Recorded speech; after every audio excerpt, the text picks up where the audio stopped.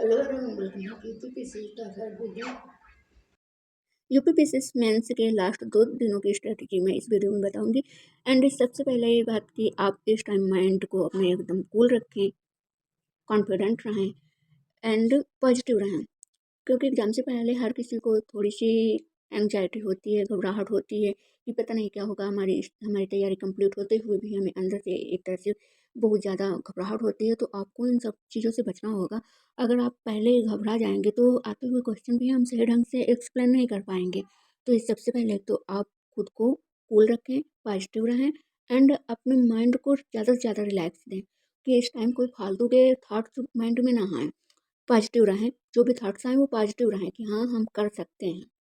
ये नहीं कि हाँ, हमसे हो ही नहीं पाएगा, ऐसा आपको बिल्कुल नहीं सोचना है।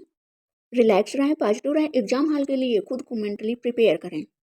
तो अब आते हैं मेन पॉइंट पर कि अब ये लास्ट के 2 दिनों में हमें करना क्या है। तो आपको जितना ज़्यादा से ज़्यादा हो उतना आप रिवीजन करें, पीवाईक्यू को देखें, स्पेशली 23 एंड 24 का पेपर आप जो अच्छे से देख लीजिएगा कि किस टाइप के क्वेश्चन पूछे जा रहे हैं, उनका स्ट्रक्चर क्या है। एंड आंसर राइटिंग स्ट्रक्चर भी आपको अपने माइंड में बिठा लेना है कि हमको आंसर राइटिंग इस स्ट्रक्चर से करनी है। एंड अब नए सब्जेक्ट बिल्कुल ना पढ़ें, जो आप पहली बार बार पढ़ने की सोच भी रहे हो, तो आप बिल्कुल ना पढ़ें। जो जिनसे आपने पढ़ा है सिर्फ आप उन्हीं को अब बार बार रिपीट कीजिए। स्पेशली जीएस 5-6 को ज़्यादा से ज़्यादा फोकस करिए एंड हिंदी और एसए पर भी ज़्यादा फोकस करिए, क्योंकि ये सब्जेक्ट स्कोर बूस्टर हैं। अगर हमारा जीएस 5-6 और इसके साथ ही हिंदी और एसए का पेपर अच्छा हो गया तो हमारे लिए प्लस पॉइंट होगा। इसके बाद जीएस 1, 2, 3, 4 के लिए जो भी नोट्स बनाए हुए हैं उन्हें आप बार बार रिवीजन कीजिए, जितना भी एंड थोड़ी स्पीड में रिवीजन कीजिए। इसके साथ ही करंट अफेयर्स कम से कम लास्ट 6 to 8 मंथ के जो भी उसमें इंपॉर्टेंट टॉपिक है करंट अफेयर्स के, उन पर ज़्यादा फोकस करिए। जीएस 5-6 यूपी से related important fact, government schemes और उनकी टोपोग्राफी अच्छे से देख लीजिएगा, क्योंकि अगर जीएस 5-6 अगर हम अच्छे से कर लग गए तो हमारे लिए प्लस पॉइंट ही होगा। विशेष एंड इस पर आपको स्पेशली फोकस करना है। उनका डीप एनालिसिस कर लीजिए कि पिछले साल के क्वेश्चन से कि कहीं कुछ इंपॉर्टेंट फैक्ट हम मिस तो नहीं कर रहे हैं। अब जो भी करना हो वो कीवर्ड्स पर भी फोकस करें।